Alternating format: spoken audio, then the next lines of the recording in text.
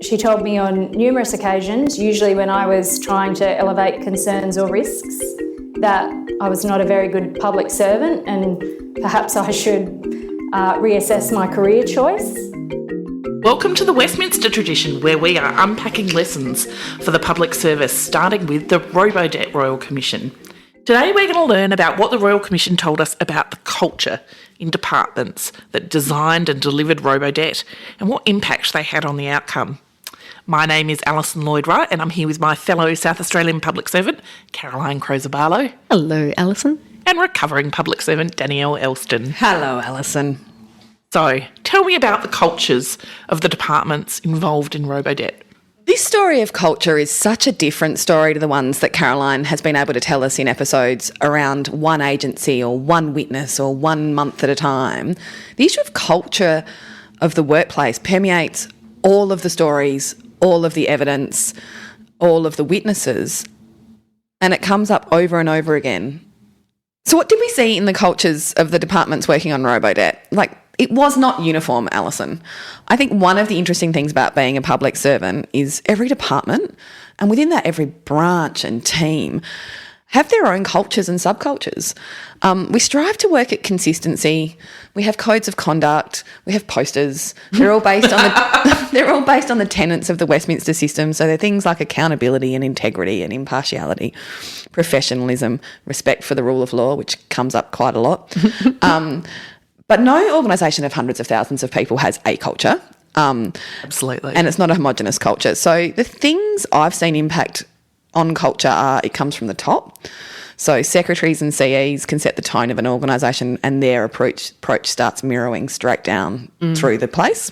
Which I'm just going to pause there. Do you remember Caroline and I were on a training course once where someone told us an example of this, where the CE, the secretary, was not convinced that they had that much kind of influence over the department, and that person challenged them to carry around a copy of The Economist wherever they went for a month. Mm-hmm. And then within that month, I think, every division, every, person reporting to the secretary was observed reading The Economist. That is fascinating. Isn't it?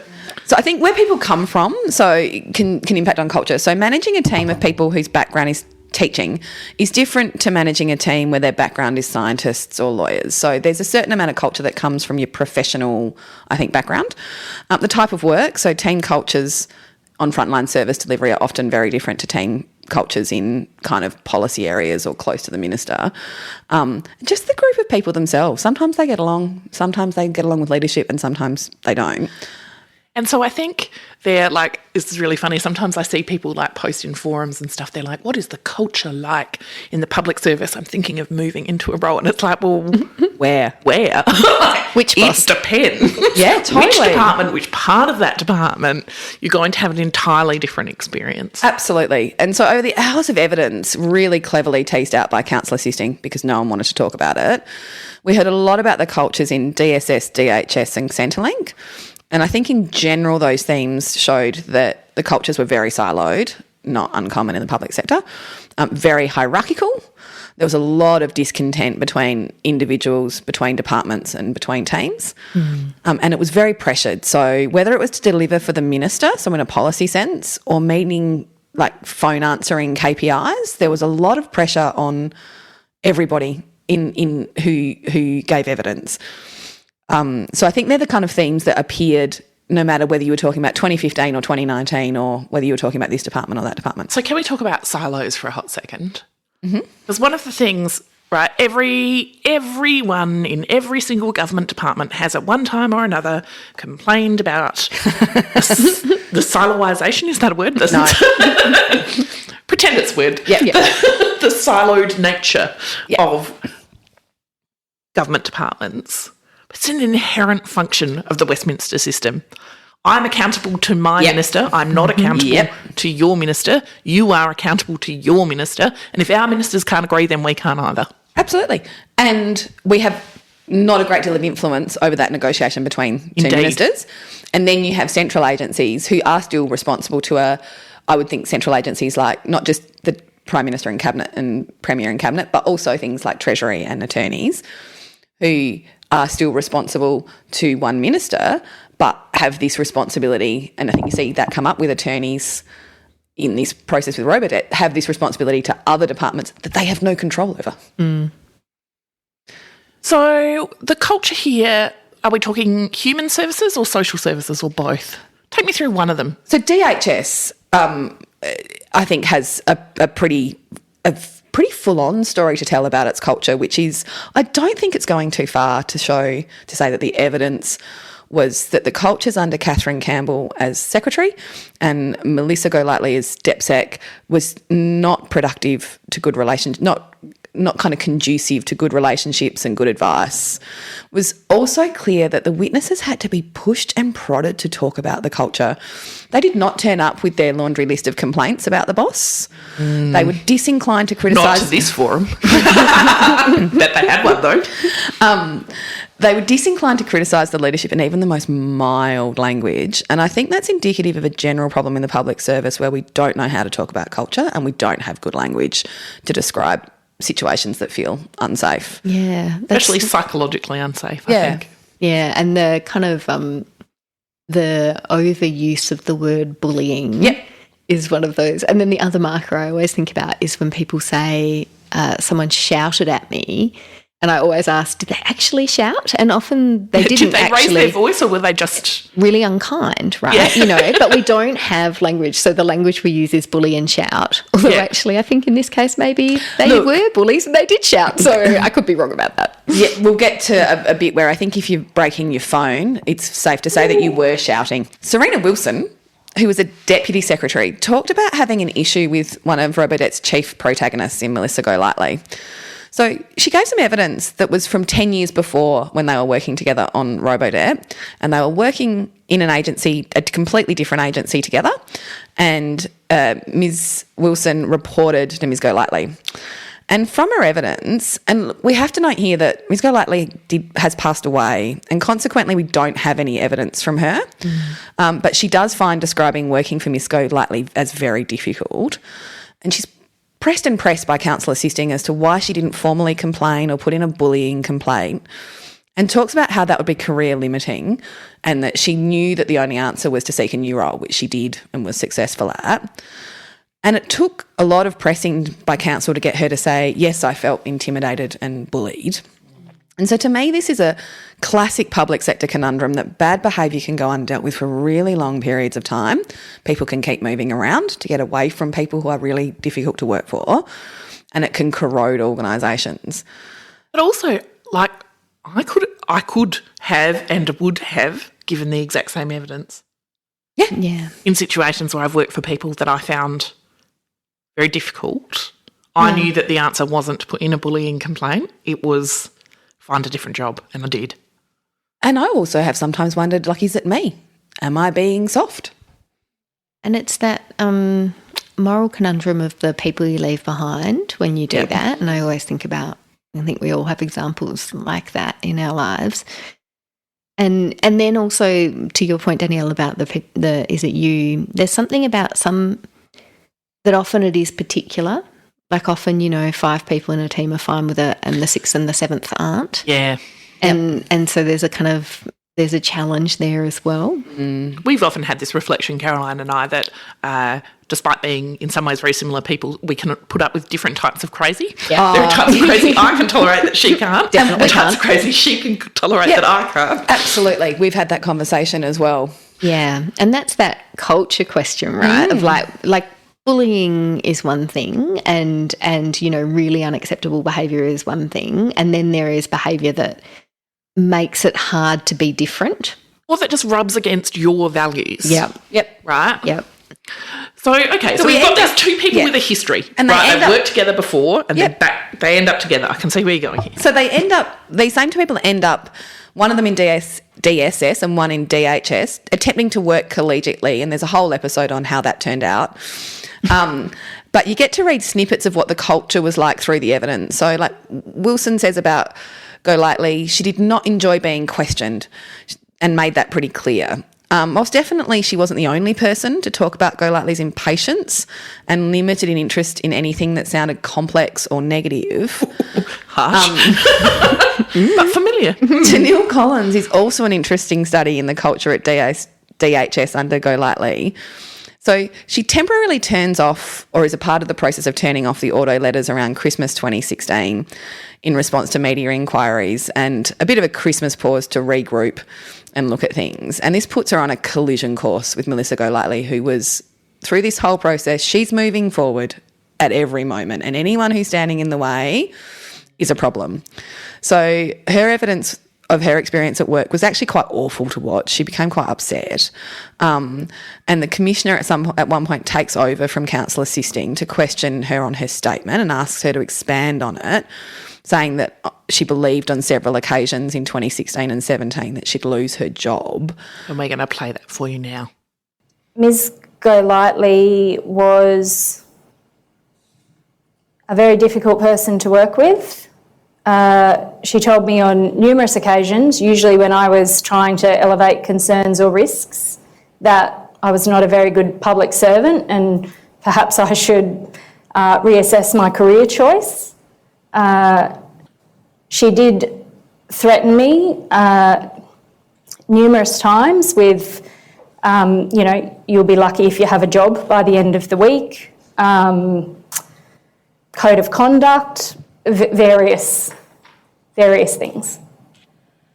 What about taking that to the Secretary? Did you not think about that? I have reflected on that a lot. I didn't make a complaint about Ms. Golightly's behaviour at the time. It's something that I feel embarrassed about. When I confessed to switching the system off in the meeting, my recollection is that for about the next hour, Ms. Golightly screamed at me irrationally is the only way I could describe it. Okay. I then had a subsequent meeting with her the following day. She called me to the South Atrium Room, level 2 of the Louisa Lawson building. I can remember it quite clearly because I had to walk quite a long way and I had a feeling of dread the entire time. In that meeting, she was relatively calm to start with.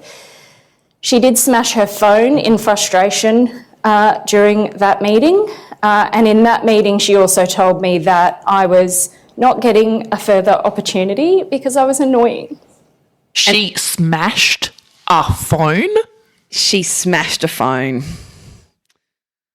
I mean, how familiar is that though? Have you ever had that experience of walking into a meeting or just with that feeling of dread, that sickness in your stomach about the people that you have to deal with? Absolutely. Absolutely. And then have worried, am I ever making anyone else feel similarly? And look, I think I've had the experience of having HR as a function. Yeah. And I have had to do a lot of performance management and redundancy processes. And so it's also true that whilst I don't smash phones, shout, and prepare really heavily for those meetings, that I know that people have dreaded coming to meet with me. What strikes me here as well is like the volatility. Yeah. Early in my career, I had a boss who was very volatile, and the group of people working for her formed what we called the canary system, which is that one person was the designated canary to go into her office on any given morning. Are you kidding me? No, and test whether it was a day where we would all scatter. Oh my God. Yeah. I've had a pen thrower. Yep. So Few table whackers. yeah, a lot of table whackers. And the stand up, the hands on the table, stand up, lean over. Can I ask though, ladies, lately? Less so, definitely. Yeah. So because I do think But I'm there's also less of something- a baby, right? Like I'm less junior in my career, but also I'm older and I'm less willing to put up with bullshit. I mean, that is the thing here. Everyone is very senior. Well, Danielle Collins isn't though, right? And that's what's so tragic about this is she's like the EL1 facing off against the DepSec. And so there's something about that power imbalance that I think is really shocking. I think I mean, like you guys, I've gone into those meetings where you dread giving the news that you know someone is going to get cross about. Since I've left Defence, I've never had a yeller. And actually at Defence, I will say there was only one, and my leadership took it really seriously and did something about it. So I am always curious about this real yelling in the room. Like, it's a thing I always ask about. But am I aware that when I go into meetings with people, I'm always much more senior, and when you're trying to talk to people about why they're bringing something that you don't necessarily agree with, like how do you balance asking questions but leaving people space to feel safe to disagree? That's really hard. It is really hard. I mean, again, I think when we go back to the Robodebt evidence, we are talking about shouting here. We are talking about smashing your phone. Smashing your phone. That's we are talking about spectrum threatening your job. And I'm really interested in the job security component of Robodebt, because lots of them actually had quite a lot of job security, but were in a kind of legal and industrial sense, but were being threatened. And that's what happens here with Danielle. Her evidence says over and over again that she was told, this is why you're not getting acting opportunities. Yeah. This is why you are difficult. You are annoying. And you are not going to progress in the public service. So the other thing here is your career's being dangled in front of you. So Melissa Golightly, the phone smasher, she wasn't the top cat. She was the deputy. Why didn't her secretary pull her into line? Look, Kathryn Campbell was the secretary, and she features heavily in this whole process. But her role in setting the tone and culture can be actually a bit conflicting. So she has her defenders as a cultural leader, despite the evidence that she was very, very difficult to work with. So you have this lot of evidence that typecasts her as a very details person. So she rewrites everything, she checks every number, she doesn't appear to be open to advice or be asking for it or want to hear it. And yet in her own evidence, she claimed to be not reading pretty much anything and doing as she was told by the people who worked for her. There may be a certain amount of self-interest in that presentation, Danielle. Possibly. But for someone who had all these people talking about how you provided her with work, and she was one of those people who could not just sign a document, she had to move a comma. Yep. And we've all worked for them. Yep. And so you get huge insight into DHS culture from the evidence of the person who took over from Kathryn Campbell, Renee Leon. So she was the replacement at DHS. And she testified about this she testified that there was deep cultural problems at senior levels in the department when she took over, and how staff were really fearful of Campbell, and that the reward and punishment culture that prevailed in the organisation. So she talked about wider cultural problems, including aggression and public shaming that had been promoted by Campbell as secretary. Public shaming? It doesn't sound to me like a culture where a junior or mid-ranking public servant could pop up and say, bit worried we might be breaking the law. Yeah. Or, I'm hearing that the notices are incorrect. Possibly there's a fundamental flaw, not just a little bit of tinkering with the language. If I hear the public shaming kind of is the worst thing, right? So I think we operate somewhat anxiously a lot of the time, and you're not always 100% sure and confident. And so I've worked for excellent bosses who I was able to do is it possible it's this? And I was completely wrong. Yeah. And they went, I just don't think you quite understand how the funding works. But that's actually not a terrible idea. Yeah. Also, you're just totally wrong. But they said it in such a kind fashion that I felt like I could try again another time. Exactly. Yeah. If you don't have that, who's going to put up their hand and say, I think we're breaking the law? I think this is completely wrong. Because I think we might get into this in other episodes. People did put up their hand a little bit. Yeah. They made a tentative attempt at saying, I think we might be doing something wrong here. Yeah. But then when the culture kind of didn't support that, they withdrew, assumed that the person above them knew more about it than they did, and kept on going. And moved on. Like what you hear from Renee Leon is that when she was in another department, she was recruiting people, escaping was the word she used in inverted commas, DHS under Kathryn Campbell. So they'd come and say, I need to get out. I'm quite a good XYZ. Can I come and work for you? I've heard your place operates better. We've all seen that happen. That is such a familiar dynamic, and it's a real, one of the things I think that we all like to say about ourselves is that we're good recruiters. We build good teams.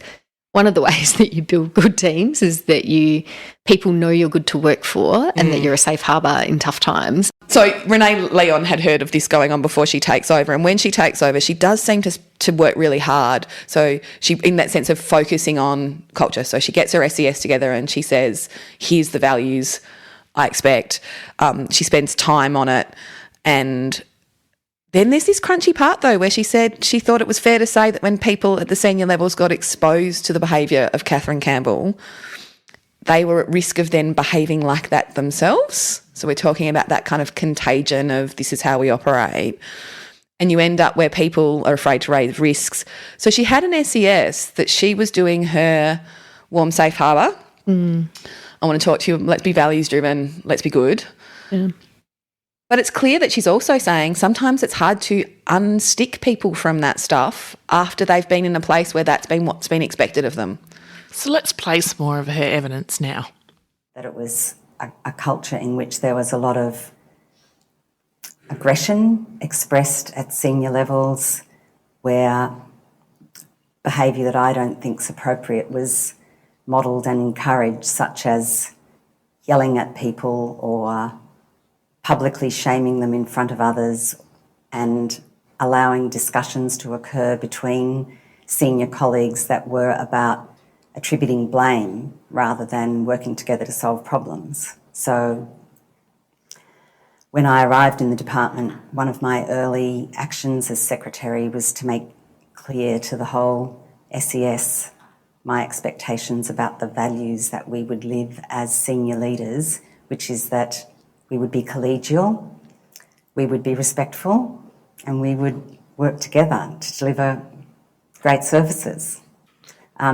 I exited some people from the department who weren't able to accord with those expectations, and in general, whenever there was outbreaks of people blaming each other or not working together, I got them together and made sure they did work together. But there was, I think it's fair to say, when people at the senior levels get exposed to that kind of behaviour, they are at risk of then behaving that way to the staff below them. So you end up with a situation where people are afraid to raise risks or say something negative because they might get humiliated or yelled at. So I also had to make it really clear to people, and I think everyone in the SES Senior Executive Service understood this, that no one would get shot for bringing me bad news, that it's much better to tell me that there's something going wrong because then we could fix it than to hide it from me because you're afraid you might get into trouble for it. So it doesn't seem to me that there's any doubt that for Leon, she felt the responsibility for where the DHS culture that she inherited came from was Kathryn Campbell. Have you ever inherited teams with bad culture? Yeah. And it takes a long time. I was so uppity earlier in my leadership career of like, the last person wasn't very good, but I'll have these guys humming in 6 weeks. Took a lot longer than that. And I think one of the things that, I've inherited at least two leadership teams where trust wasn't encouraged within that team. So, a really kind of, we're all under attack, but it's because so-and-so or so-and-so or, kind of finger pointing inside the team. And it takes a lot of proactive role modelling to kind of even surface it, because often none of that's being said in the room. It's like all the stuff that's said out of the room. So, I'm having to sit in those team meetings and you'd say, well, so-and-so, I know that you're wondering about, whether so-and-so's area has delivered on that. Let's talk about that. And then really proactively role modelling how you have curious conversations about things that are problematic. And, I thought like, done that, been there, done that, and it's all really good. But it's interesting that once you leave, depending on the circumstances when you leave and kind of thinking about what happens afterwards, is that some of those behaviours just come straight back. Completely. I think that's right. But that also goes back to showing you how much the modelling of a leader impacts on the culture of a team. I've inherited teams with poor culture and had this really unlucky experience of twice then having to make significant savings the minute I got there. Yeah. And so nobody likes the leader who's cutting jobs and positions. And so I get there, it's a poor culture, you've been told it's a poor culture, and I'm the first person to then start saying each team's going to lose 3 people. And so I think that really slows down the process. No one trusts the new leader who comes in with the axe, right? Like it's not a fun game. No. And so it took me a lot longer than I expected, and I had the exact same thing where I felt like we got it moving beautifully, left, and a lot of the kind of competitive or not collegiate behaviours appeared straight away. Because culture needs tending. Does. What a great note to finish on. Till next time. Till next time. This podcast was recorded on Kaurna land, and we recognise Kaurna elders past and present. Always was, always will be. Just some appropriately bureaucratic disclaimers. Those of us in the employ of the state government speak in a strictly personal capacity, consistent with the Public Sector Code of Ethics that permits public servants to promote an outcome in relation to an issue of public interest, in this case, the betterment of the public service. Nothing we say should be taken as representing the views of the government or our employers. While we've tried to be as thorough in our research as busy full-time jobs and lives allow, we definitely don't guarantee that we've got all the details right. If you want rigorous reporting on Robodebt, we recommend the work of Rick Morton at the Saturday paper, Chris Nouse and Luc Henrique Gomez at the Guardian, Ben Eltham at Crikey, and of course, the Robodebt Royal Commission itself. The first 8 episodes were recorded before the Royal Commission launched its final report, and so don't benefit from the great wisdom of Commissioner Holmes. Please feel free to email us corrections, episode suggestions, or anything else at thewestminstertraditionpod@gmail.com. Thanks to Pampot Audio for our intro and outro music. Till next time.